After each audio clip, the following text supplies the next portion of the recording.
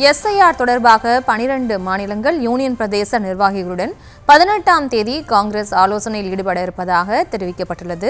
விவரங்களோடு இணைகிறார் எமது செய்தியாளர் ராஜேஷ். வணக்கம். மேலும் விவரம்.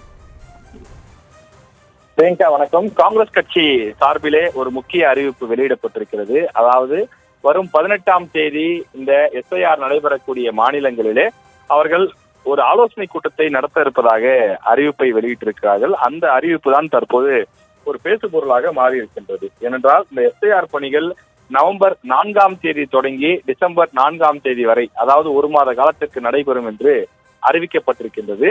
இன்றைக்கு தேதி கிட்டத்தட்ட 16 ஆகிவிட்டது. ஏற்கனவே 14-15 நாட்கள் இந்த பணிகள் நடைபெற்றிருக்கின்றது. மீதம் இன்னொரு 15 நாட்கள் மட்டுமே இருக்கக்கூடிய சூழ்நிலையில் இன்னும் கூட 2 நாட்கள் கழித்து இந்த ஆலோசனை கூட்டத்தை நடத்தி அந்த ஆலோசனை கூட்டத்திலே பெறப்படக்கூடிய முடிவுகளின் அடிப்படையில் போராட்டமோ அல்லது கண்காணிப்பு பணிகளையோ தீவிரப்படுத்தினால் இதனால் என்ன நன்மை ஏற்பட போகிறது என்ற ஒரு பெரிய குற்றச்சாட்டு எழுந்திருக்கின்றது. உதாரணத்துக்கு தமிழ்நாட்டை எடுத்துக்கொண்டால் சுமார் 6 கோடி பேர் இருக்கின்றார்கள். அவர்கள் அனைவருக்கும் அந்த படிவங்கள் போய் சேர்ந்திருக்கின்றது. அதாவது 90% மக்களுக்கு இந்த படிவங்கள் சென்று சேர்ந்திருக்கிறது. மீதம் இருக்கக்கூடியவர்களுக்கும் படிவங்களை கொடுக்கக்கூடிய பணி நடைபெற்றுக் கொண்டிருக்கிறது. மற்றொரு புறம் படிவங்களை நிரப்பியவர்களிடமிருந்து திரும்ப பெறக்கூடிய பணியும் தொடங்கிவிட்டது.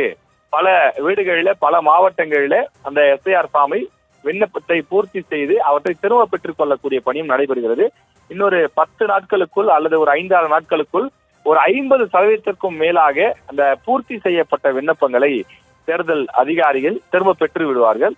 எனவே இப்படி பணிகள் அனைத்தும் நிறைவடைந்த பிறகு 18ஆம் தேதி ஆலோசனை கூட்டத்தை போட்டு அதுல என்ன முடிவெடுத்து அதனை எப்போது செயல்படுத்த போகிறார்கள், யாருக்காக செயல்படுத்த போகிறார்கள் காங்கிரஸ் கட்சியினர் என்ற ஒரு பெரிய அதிர்ச்சி, ஒரு பெரிய கேள்வி எழுந்திருக்கின்றது.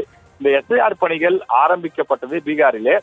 அதன் பிறகுதான் தமிழ்நாடு உள்ளிட்ட இந்த மாநிலங்களிலே இந்த பணிகள் தொடர்ந்து நடைபெற்று வருகிறது. எனவே எஸ்ஐஆர் பணிகளில் நிறை குறைகள் என்ன என்பது குறித்து காங்கிரஸ் கட்சிக்கு நன்றாக தெரியும். அப்படி இருக்கும்போது இதுல சில பிரச்சனைகள் இருக்கிறது என்று சொன்னால் அதை முன்கூட்டியே தங்கள் கட்சி நிர்வாகிகளை அழைத்து இந்தந்த விஷயங்களில பிரச்சனை வரும், இதை நீங்கள் எல்லாம் சரிபார்க்க வேண்டும். உதாரணத்துக்கு இப்ப திமுக பார்த்தோம் என்றால் ஒரு கால் சென்டர், ஒரு உதவி மையம் போல ஏற்பாடு செய்திருக்கிறார்கள். வழக்கறிஞர்கள் நியமித்திருக்கிறார்கள். அவர்கள் கட்சி சார்பில் ஆயிரக்கணக்கான பூத் ஏஜென்ட்களை களத்தில் இறக்கி வைத்திருக்கிறார்கள். அதுபோன்று ஆக்கப்பூர்வமான பணிகளை முன்கூட்டியே தொடங்கி இருக்க வேண்டும் அல்லவா? ஏன் காங்கிரசுக்கு இந்த எஸ்ஐஆர் பணிகளிலும் இவ்வளவு காலதாமதம் என்று தற்போது கேள்வி எழுந்திருக்கிறது.